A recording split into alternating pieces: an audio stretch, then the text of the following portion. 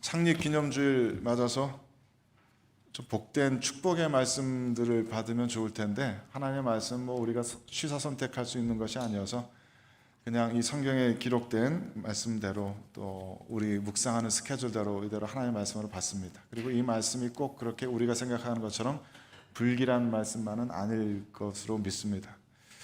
제가 예전에 한 24년 전쯤에 1999년쯤에 꿈을 꾸었는데요, 세상 마지막 날에 대한 꿈이었습니다. 20여 년이 지나서도 너무나 생생하게 마치 어제 꿈꾼처럼 제 기억에 남아있는 그런 꿈입니다. 땅이 솟구치면서 아스팔트가 다 깨지고 땅이 다 갈라지고 있었고요, 건물들이 다 무너져 내리고 있었습니다. 사람들이 비명을 지르면서 건물에서 뛰쳐나서 거리를 내달리고 있었고, 저도 너무나 놀랍고 두려운 마음으로 거리로 뛰쳐나가서 사람들 뛰는 것 따라서 그냥 어디로 가야 되는지도 모른 채 뛰어가고 있었습니다. 그렇게 땅이 무너지고 건물이 무너지고 사람들의 비명소리가 가득한 거리 속에서 달리면서 제 마음 한구석에서 알게 되는 것이 있었습니다. 주님이 오시는구나, 주님 오시는 순간이구나. 그 생각이 드는 순간에 제 감정이 그냥 본능적인 공포만은 아니었고, 가슴이 쿵닥쿵닥 뛰면서 굉장히 설레이는 것을 느꼈습니다. 주님이 오신다. 이제 정말 주님 오신다. 그리고 장면이 바뀌어서 엄청나게 사람들이 모여있는 광장 같은 곳이었는데, 광장이라고 하기엔 너무나 넓은 곳이었습니다. 마치 전 세계 사람들이 다 모여있는 것 같은 그런 풍경이었어요. 군데군데 이런 태양 가림막 같은 것이 세워져 있고, 거기에 사람들이 영적인 리더들이라고 수군되는 그런 사람들이 있었습니다. 근데 그 사람들 모두 다 전부 다 한쪽 방향 바라보고 무릎 꿇고 높은 사람이나 낮은 사람이나 할 것 없이 전부 다 하나같이 기도하고 있었습니다. 어떤 사람은 중얼중얼하고 어떤 사람은 크게 소리로 부르짖고 울부짖고 있었는데, 기도하는 소리들 들어보니까 기도하는 내용은 단 하나, 회개하는 기도였습니다. 이제 주님께서 오시기 직전이라는 것을 모두 다 알고 있기 때문이었겠죠. 그래서 마지막 그 순간까지 자신의 죄를 정말 쥐어짜내서 기억하기라도 하는 듯이 최선을 다해서 자신의 죄를 자복하는 그런 기도를 하는 모습을 보았습니다. 그리고 다음 순간 하늘에서 새 예루살렘 성이 내려오는 모습을 보았는데, 이건 어떻게 설명을 해야 될지 모르겠어요. 너무나도 영광스럽고 너무나도 광대한 무엇이 위에서 내려오는데 황금빛으로 번쩍이는 것 같았고, 마치 수정 크리스탈 기둥 같은 것이라고 할까요? 그런 것들이 넓게 펴지면서 하늘로부터 이 땅으로 내려오는 모습을 보았습니다. 그 모습은 너무나 장엄하고 정말 세상의 무엇으로도 비교할 수 없는 그런 충격적인 모습이었습니다. 그리고 그 다음 순간에 저는 주님의 보좌 앞에 서 있었는데, 굉장히 많은 장면들, 많은 모습들을 보게 해주셨어요. 제가 이 얘기를 드리는 이유는, 이것이 이런 선지자들이 본 성령의 영감에 의한 그런 실제 일어날 일이라고 말씀드리는 것은 아닙니다. 전혀 그렇지 않습니다. 이것은 전혀 검증받지 못한 저의 개인적인 꿈일 뿐입니다. 하지만 저의 이런 꿈과 선지자들의 이런 말씀, 환상, 비전 가운데는 조금 공통되는 점들이 있습니다. 이것은 논리적이지 않고 시간 순서에 따라 이루어지는 그런 역사적인 사건이 아닙니다. 선지자의 이런 글들, 환상들도 BC 몇 년에 AD 몇 년에 이루어질 그 사건을 미리 보고서 예언해 주는 말씀이 아닙니다. 무당이 점치듯이 예언해 주는 그런 말씀이 아닙니다. 선지자들의 이런 환상과 비전과 예언의 말씀들은 오히려 하나님의 통치를, 시간을 꿰뚫어서 보는 것과 같은 그런 것입니다. 하나님께서 이 세상을 어떻게 다스려 나가시는가, 하나님께서 이 세상을 어떻게 심판하시는가, 이 세상의 사람들이 어떻게 하나님께 심판받고 어떻게 하나님께 용납되는가, 그런 것들을 그림으로 보여주는 그림 언어입니다. 조금 더 쉽게 설명드리자면요, 몇 번 말씀드린 것 같습니다만, 우리 성경적인 관점에서 인간의 역사는 반복됩니다. 순환됩니다. 에덴 동산의 이야기가 지금도 계속해서 순환되고 반복됩니다. 계속해서 사람들은 범죄하고 하나님께서는 은혜를 베푸셔서 용서하시고 그들을 회복시키시고 일으키시고 그들의 신앙 공동체를 만드시고, 하지만 그들은 또다시 범죄하고 또 하나님께서 은혜를 주셔서 회복시키신 일들이 계속 반복됩니다.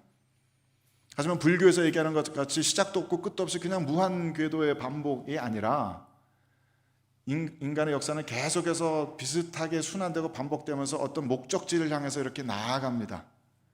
나선형 구조라고 하는 것이 좋겠지요. 제가 유튜브 보니까 태양계 행성들의 궤도에 대해서 설명하는 그런 이 컴퓨터 그래픽이 있어요. 우리가 생각하기에는 태양은 고정되어 있고 지구가 그 주위를 이렇게 뺑뺑 도는 것 같지만은 태양도 은하계의 중심을 이렇게 공전하고 있다고 합니다. 그러니까 그 태양을 따라서 지구도 도는데 그냥 제자리를 도는 것이 아니라 앞으로 나아가면서 이렇게 움직이는 나선형 궤도가 되는 것이죠. 저 처음 보고서 와, 하나님께서 우리 인류 역사를 움직이시는 방법과 해와 달과 별들의 천체를 움직이시는 방식이 굉장히 흡사하구나, 굉장히 깜짝 놀라고 감탄했던 적이 있습니다. 선지자들이 보는 그림은 반복되면서 앞으로 나아가는 그것을, 이 시간을 꿰뚫고 보는 것입니다. 그래서 선지자가 보는 어떤 그림은 바로 10년, 20년 내에 이루어질 그런 일들이기도 하고, 그런 일들을 미리 보는 것이기도 하고, 동시에 수백 년 후의 일을 미리 보는 것이기도 하고, 동시에 인류 종말의 일을 미리 보는 것이기도 합니다.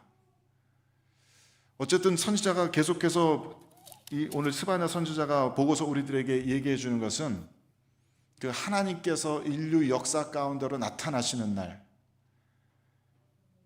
하나님께서 주인 되심을 선포하시는 그날에 대한 이야기입니다. 그날은 인류 종말에 한 번만 이뤄지는 사건이 아니라 계속 반복되어지는 사건입니다. 유대인들이 멸망하는 순간, 북이스라엘 왕국이 멸망했던 순간, 유대인들이 멸망했던 순간, 예수님 당시에 성전이 무너졌던 순간, 이스라엘 백성들이 흩어졌던 순간, 우리 온 인류가 하나님 앞에 심판받을 순간, 그 모든 것들을 꿰뚫고 보는 것입니다. 그날을 성경에서는 욤 야훼, 여호와의 날이라고 칭합니다. The day of the Lord, 하나님께서 일하시는 날, 하나님께서 인간의 역사로 찢고 하늘을 찢으시고 인간의 역사 가운데로 들어오시는 날입니다.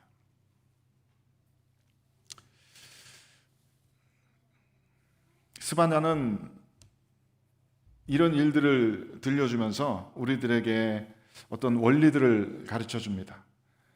하나님께서 우리들을 심판하시는 그 원리들에 대해서 우리는 엿볼 수 있는 것이 있습니다. 오늘 2절, 3절 말씀에서 마치 스바냐는 인류 종말에 대해서 이야기하는 것처럼 보입니다. 같이 읽어봅시다. 시작. 여호와께서 이르시되 내가 땅 위에서 모든 것을 진멸하리라. 내가 사람과 짐승을 진멸하고 공중의 새와 바다의 고기와 거치게 하는 것과 악인들을 아울러 진멸할 것이라. 내가 사람을 땅에서 멸절하리라.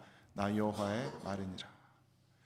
땅 위에서 모든 것을 진멸하신다고 하십니다. 땅 자체를 파괴하시는 것은 아니고 땅 위의 모든 것을 진멸한다고 하십니다. 마치 창세기를 시간을 거꾸로 돌리시는 것처럼 공중에서 바다 물고기와 짐승과 사람을 지으신 그 순서를 거꾸로 돌리신 것처럼 사람과 짐승과 공중에서 바다의 물고기들 다 진멸하겠다고 말씀하시면서 다시 한번 반복해서 끝에 다짐하듯 말씀하십니다. 내가 사람을 땅에서 멸절하리라.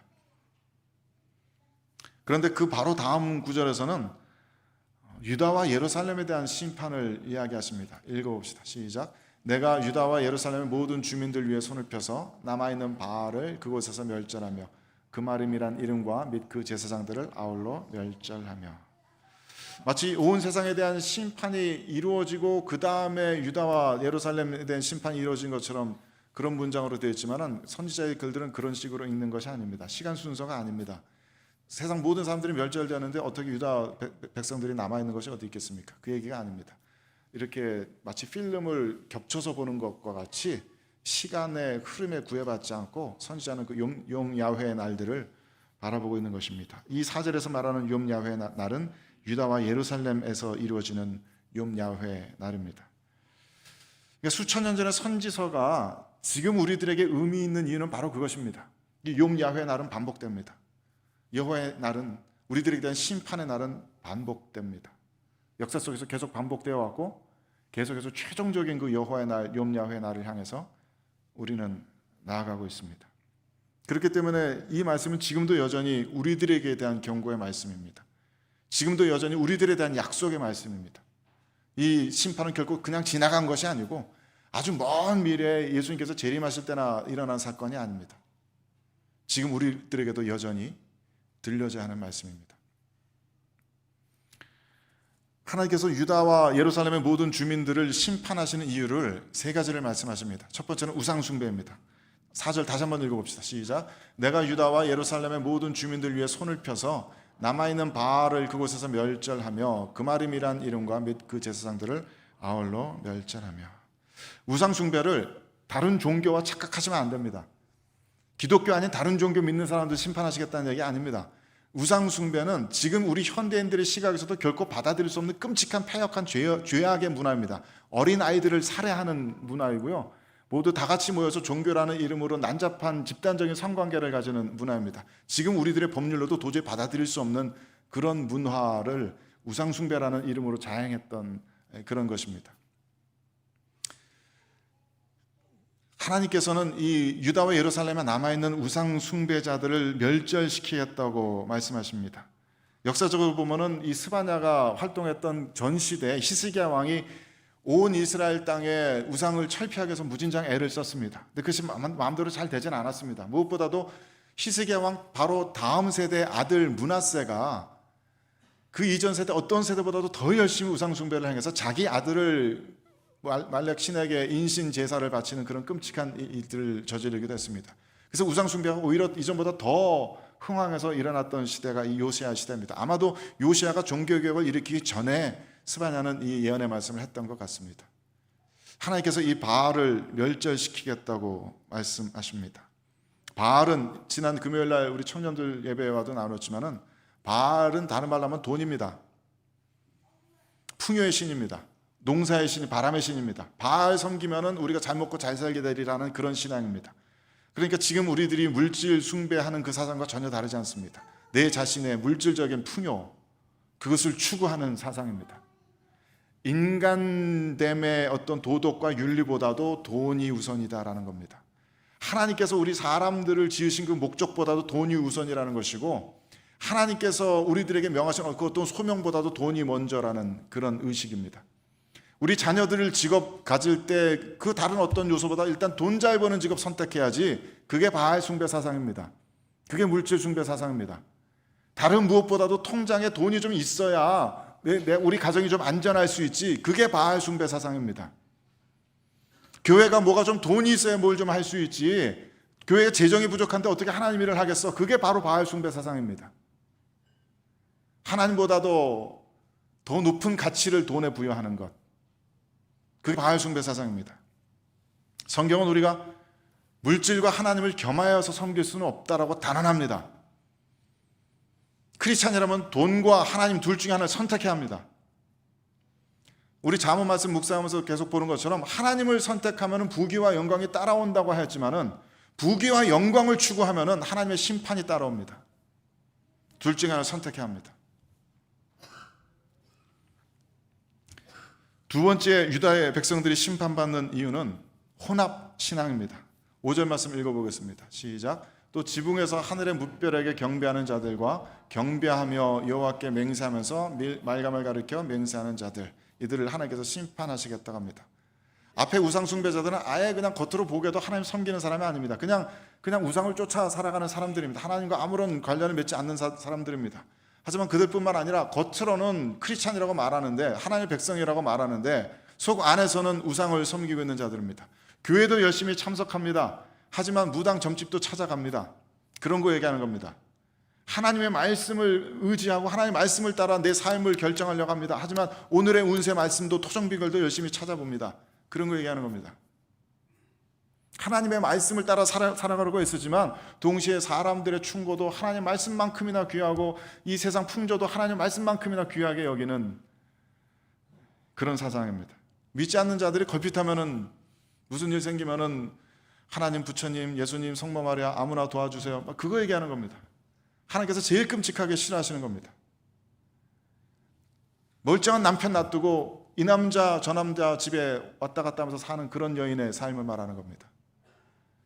차라리 하나님을 안 믿는다고 말이나 하지, 하나님 믿는다고 말하면서 이 남자 저 남자 집에 찾아다니는 가늠하는 여인의 삶, 하나님께서 가장 끔찍하게 역겨워하시고 가증히 여기시는 것입니다. 하나님께서 우리들에게 늘 100%를 요구하십니다. 일주일에 2시간 요구하시는 것이 아닙니다. 우리들의 삶 전체를 요구하십니다. 우리들이 가지고 있는 물질을 요구하시는 것이 아닙니다. 우리들 전체를 요구하십니다. 하나님께서는 하나님과 더불어 다른 우상을 섬기는 것을 끔찍하게 역겨워하시고 가증히 여기십니다. 세 번째, 유대 백성들이 심판받는 이유는 무관심입니다. 6절 말씀 읽어보겠습니다. 시작. 여호와를 배반하고 따르지 아니한 자들과 여호와를 찾지도 아니하며 구하지도 아니한 자들을 멸절하리라. 여호와를 찾지도 않는다는 말은, 표현은 옛날 유대 백성들의 말로는 예루살렘 성전에 절기 때 올라가지 않는 겁니다. 예배드리러 가지 않는 겁니다. 그 종교 집회에 참석하지 않는 겁니다. 구하지도 않는다는 것은 무슨 일이 생길 때 하나님께 묻지 않는다는 겁니다. 하나님께 간구하지 않는다는 겁니다. 기도하지 않는다는 겁니다. 자기 힘으로 해결하려고 하는 것이고 다른 어떤 힘을 빌어서 해결하려고 하는 것입니다. 분명히 하나님의 백성이라고 말하면서 그 마음에는 하나님께 대한 감동이 전혀 없는 것입니다. 하나님을 의존하지 않는 것입니다. 하나님 중심적인 삶을 살지 않는 것입니다. 그 뒤에 12절에서는 하나님께서 이렇게 말씀하십니다. 읽어봅시다. 시작. 그때 내가 예루살렘에서 찌꺼기같이 가라앉아서 마음속에 스스로 이르기를 여호와께서는 복도 내리지 아니하시며 화도 내리지 아니하시리라 하는 자를 등불로 두루 찾아 벌하리니. 찌꺼기같이 가라앉아라고 그랬습니다. 포도주를 담그고서 그 통을 그냥 가만히 내버려 두면은 이 찌꺼기가 가라앉아서 포도주가 묽어져서 싱거워져서 맛을 잃어버리게 된다고 해요. 그래서 통을 자주 갈아주든지 주기적으로 흔들어 뒤집어줘야 한다고 합니다. 찌꺼기같이 가라앉아 있다는 것은 마음이 전혀 움직이지 않는 아주 무감동하고 무기력한 상태를 말합니다. 무슨 말씀을 들어도 마음에 감동이 되질 않습니다. 별 기대도 되지 않고 별 감동도 되지 않고 그 어떤 말씀으로도 마음이 움직이질 않습니다.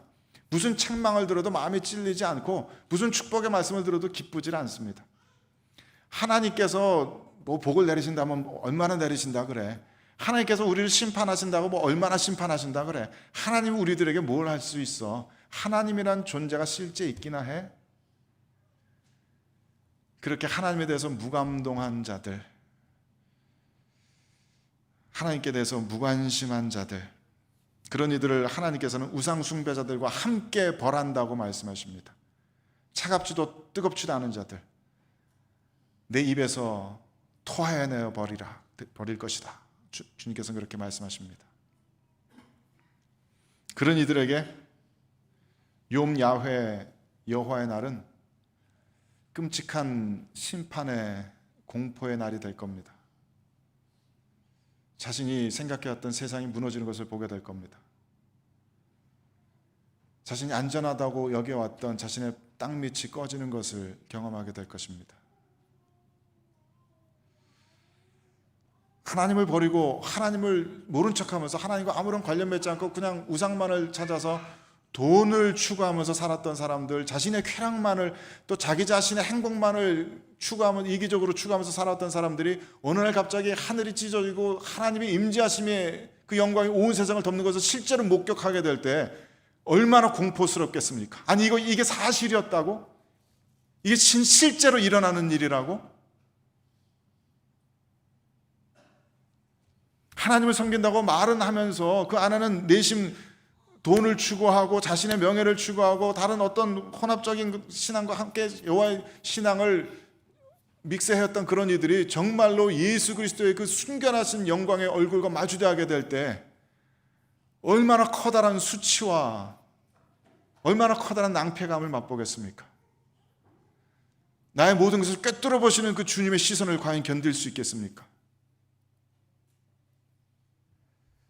하나님에 대해서 무감동해서 그냥 노미널 크리스찬으로서 크리스찬이라는 이름만 가지고 살았지만 사실은 하나님에 대해서 관심도 없고 주님을 사랑하지도 않고 하나님의 말씀에 대해서 관심이 없고 하나님의 말씀이 들려오지도 않았던 하나님 앞에 진실되게 기도 한번 골방에서 해보지 못했던 이들이 실제 하나님의 영광을 눈으로 마주대하게 될 때 그 충격과 공포가 얼마나 어마어마한 것이겠습니까? 비록 부족하고 불완전하지만 하나님을 찾고자 하는 이들에게는, 그래서 스스로의 죄악됨을 늘 가슴을 치면서 아파하고, 하나님 저는 왜 이렇게 부족한지요? 저는 왜 이렇게 죄가 많은지요?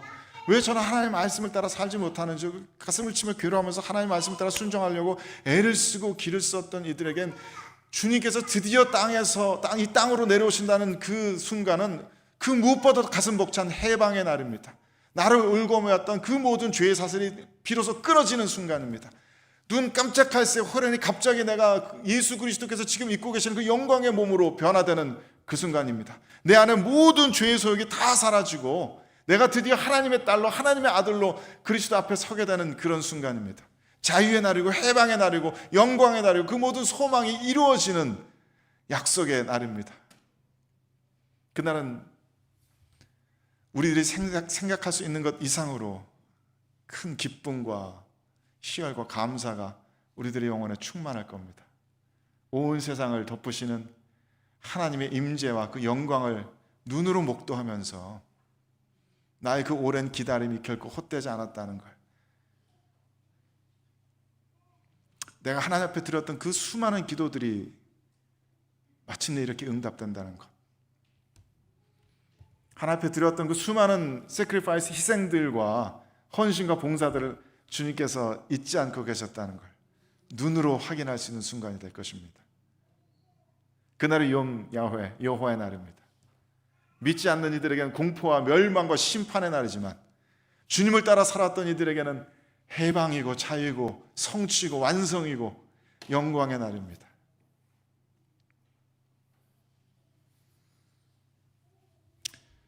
(2장 3절) 말씀에서 주님께서는 이렇게 말씀하십니다. 읽어봅시다. 시작. 여호와의 규례를 지키는 세상의 모든 겸손한 자들아, 너희는 여호와를 찾으며 공의와 겸손을 구하라.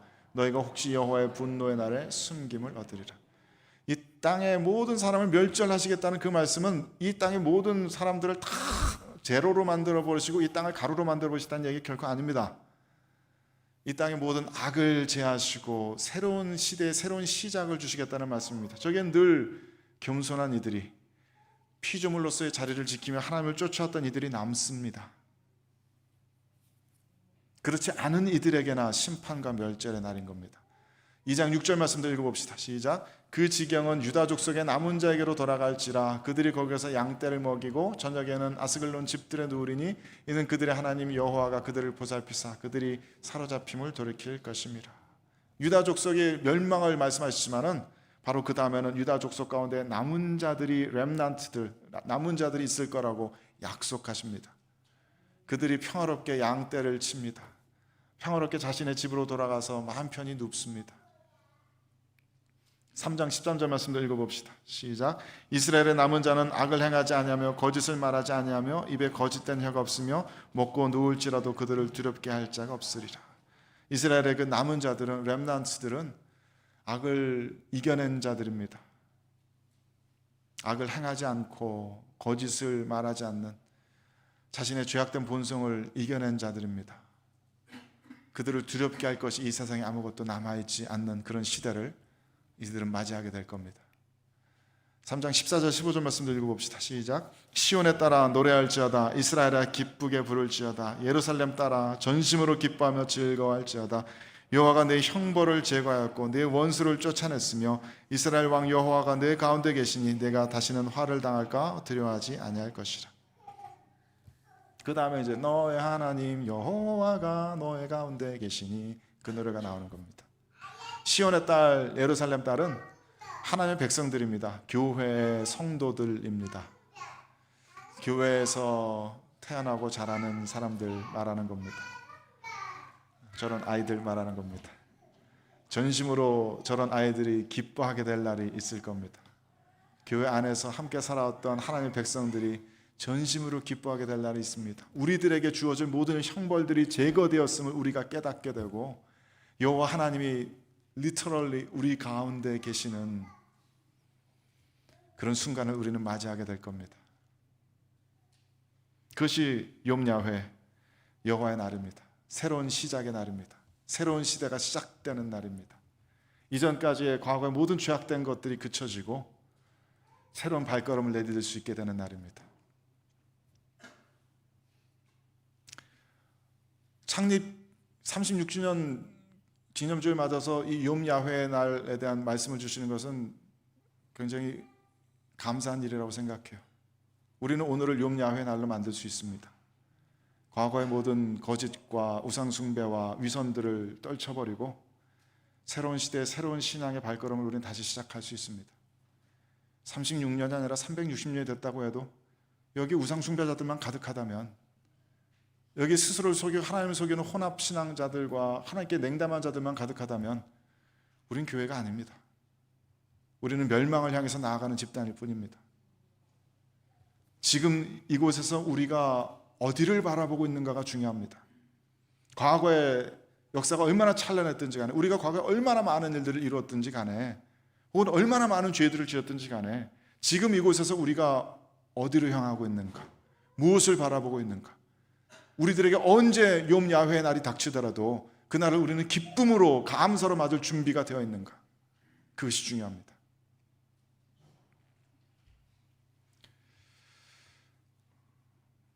(36주년을) 맞는 지금 우리는 그래서 감사하게도 하나님의 은혜로 마음을 새롭게 하고 새수를 새 부대에 담을 준비를 하고 있습니다. 올 한 해 동안에 교회에 새로운 리더십들을 세우셨고, 오랜 시간 걸쳐서 당회와 리더들과 청년 리더들과 교회 비전들, 목적들에 대해서 많은 이야기들을 나누었습니다. 그래서 바로 지난 공동의회 때 이제 새로운 교회 내규를 여러분들 모두가 합의해 주셨고, 이제 그래서 새로운 사역의 새로운 조직들, 새로운 그림들을 좀 그려나갈 수 있게 되었습니다. 광고 드린 대로 다음 주에는 우리 교회의 각 부서 사역을 좀 더 자세히 설명드리기 원합니다. 그냥 이름뿐인 구조의 틀에 사람을 끼워 맞추는 그런 건 좀 안 하려고 합니다. 되도록이면 하나님께서 우리들에겐 각양 좋은 은사들을 가진 성도들을 선물로 주셨고, 그것은 이 은사들을 최대한 발휘해서 하나님 나라를 세워나가고 하나님 나라를 자랑하고 그렇게 서로를 섬기라는 의미인 줄로 믿습니다. 서로의 은사를 마음껏 발휘할 때 그때가 우리들에게 가장 행복한 순간들이고 우리들에게 주어진 창조의 목적들이 성취되는 순간이라고 믿습니다. 그런 일들을 할 수 있으면 좋겠습니다. 우리들에게 없는 것은 없는 것대로, 우리들에게 주신 선물들, 그 은사들 폭발적으로 발휘하면서 우리들이 잘할 수 있는, 우리들이 해야만 하는, 우리들에게 명령 주어진 그 일들을 함께 해나갈 수 있게 되길 바랍니다. 그래서 뭔가 엄청나게 새롭게 조직을 새롭게 한 것은 아니고요, 그거보다는 기존의 조직을 정리를 하였습니다. 지금까지는 당회가 없이 운영위원회 위주로 교회가 움직여왔습니다만, 이제 당회를 하나님께서 세워주셨기 때문에 당회가 모든 사역의 최종적인 책임을 져야 할 것입니다. 그리고 하나님께로부터 받은 비전을, 전체적인 방향성을 제시하는 역할을 감당해야 할 것입니다. 그래서 기존의 여러 부서로 나눠 있던 것을 팀 단위로 정리하고 비슷한 사역을 위원회로 이렇게 묶었습니다. 각 위원회에 당회 장로님들이 위원회장이 되어 주실 겁니다. 그래서 당회 그 비전들, 큰 그림 아웃라인들을 각 팀에게 전달할 수 있고, 각 팀에서 생각하시는 것들, 원하시는 것들, 또 그런 요구사항들, 피드백들을 당회에 전달할 수 있는 그런 구조를 만들었습니다.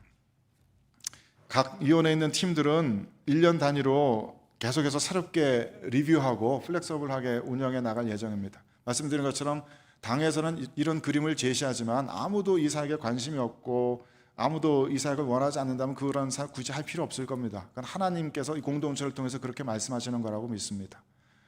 그래서 이렇게 그냥 제시는 해드립니다만은 실제로 우리 성도분들이 함께 모여서 팀을 이루면서 그 팀의 이름도 자유롭게 정하시고 팀의 사역 내용들도 얼마든지 정해 가실 수 있으실 겁니다. 여러분이 공동의회 통해서 합의해 주신 교회의 내규 덕분에 그렇게 플렉서블한 사역이 가능하게 되었습니다. 그래서 지금 보여드리는 이 모든 팀들은, 위원회와 팀의 구조는 초안으로 생각해 주면 될 겁니다. 지금은 글씨가 작아서 보기 힘드실 텐데 다음 주에는 제가 프린트아웃 해가지고 여러분들에게 더 자세히 설명해 드리는 시간 가지도록 하겠습니다. 예배위원회에서는 물론 지금 하고 있는 예배 섬기는 일들을 하게 될 겁니다. 찬양대, 찬양팀 이제 이름도 좀 만드시고요.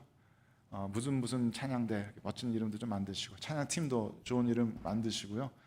또 예배를 지원하는 뭐 성례 이런 것도 준비하고 이렇게 예배를 준비하는 그런 팀도 필요할 것이고, 예배 사역에 요즘에 없어서는 안 될 미디어 팀 사역도 있을 겁니다. 선교위원회는 지금은 우리가 하고 있는 선교 사역이 해외 후원 선교사들 후원하는 것밖에 없습니다. 그래서 해외 선교 팀이 그런 식으로 운영이 되겠지만, 앞으로는 이 선교팀이 계속 더 늘어나야 되겠죠. 우리가 어떤 방향성을 가지고 어떤 구체적인 선교 사역을 해나갈지 선교 기획팀으로 모여서 함께 이것을 의논하고 결정해 나가고자 합니다. 목양위원회는 우리도 서로에 대한 패스토럴 케어를 담당하는 일을 할 겁니다. 새가족분들을 맞아들이고 정착시키는 일들, 그리고 우리 서로의 영적인 케어를 하는 그런 일들을 한 그런 구조를 만들 겁니다. 기존에는 구역예배라고 되었던 것을 새로운 이름, 새로운 구조로 편성해서 지금 우리들의 형편에 맞게 이렇게 사역을 펼쳐나갈 예정입니다. 관리위원회에서는 건물을 관리하는 것, 또 우리 오랫동안에 좀 계속 숙제처럼 되는 건물 고치고 보수하는, 레노베이션 하는 것 뿐만 아니라 주변 환경을 좀 아름답게, 마치 이곳이 우리들에게 주신 에덴 동산인 것처럼 이것을 아름답게 꾸미고 청결하게 가꾸는 그것도 우리가 사는 이 블록의 커뮤니티에게 커다란 도움이 될 거라고 믿습니다. 그런 일들을 우리가 함께 해나가길 원합니다. 또 계속 말씀드린 것처럼 우리 교회 다음 세대 이제 비전은 가장 첫 번째는 교육입니다. 자녀들에 대한 선교이고, 우리 어린이들에 대한 선교, 청소년들에 대한 선교, 그런 것들이 우리들이 가장 시급히 해야 될 일들입니다. 이것을 함께 맡아서 할 수 있는 팀들, 그리고 장년들을 계속 건강한 성도를 교육시켜 나가는 그런 일들을 하게 될 겁니다. 또 하나님께서 우리들에게 특별하게 맡겨진 이 귀한 청년들에 대한 사역들, 킹스턴에 오는 청년들을 영적인 리더로 훈련시키고 양육하여서 내보내는, 파송하는 그런 일들을 우리는 계속해 나갈 겁니다. 남녀선교회는 이런 구조와는 따로 동떨어진 독립적인 재정 구조와 그런 사역 내용을 가지고 있는 것이고요. 재정부는 마땅히 우리 법적인 체리티 단체로서 따로 독립되어 있어야 되는 구조입니다. 그리고 중보 기도팀은 이 모든 사역들을 함께 기도로 중보하면서 해나가는 그런 팀이 될 것입니다. 이것이 당회가 제시해드리는 그림입니다. 다음 주에 여러분 함께 더 자세한 설명 들으시고 기도하면서 자원해 주시기 바랍니다. 마음껏 여러분들이 하시기 원하시는 사역을 펼쳐내 보여주시기 바랍니다. 그래서 여러분들 각자 한 사람 한 사람들이 하나님 나라에 있어서 전문가들이 되어 가실 수 있게 되기를 간절히 바랍니다. 창립 36주년 이날로부터 새로운 비전, 새로운 꿈, 새로운 목적을 우리 모두가 가질 수 있게 되길 바랍니다. 무언가 우리 손에 미치지 못할 크고 기이한 일을 꿈꾸지 않겠습니다. 거대한 하나님 나라의 비전을 마음에 품되 아주 작고 사소한 일들, 아주 일상적인, 하지만 우리가 반드시 해야 되는 그 일들을 게으름 없이 차근차근 해나갑시다. 어떤 사역은 싹이 돋아나기까지 굉장히 오래 걸리는 사역도 있을 테고, 어떤 사역은 금방금방 열매가 맺어지는 사역도 있겠죠. 하지만 어떤 사역이든지 모두 다 함께 천천히 한 걸음씩 다 함께 든든한 걸음들 내어 나갈 수 있는 우리가 되시게 되기를 바랍니다. 그래서 오늘을 다시 한번 욤 야훼의 날, 여호와의 날로 선포합니다. 우리들 모두에게 주님께서 역사하실 것입니다. 우리들 모두에게 새로운 날이 되기를 주님의 이름으로 간절히 축원하고 또 축복합니다. 같이 기도하겠습니다.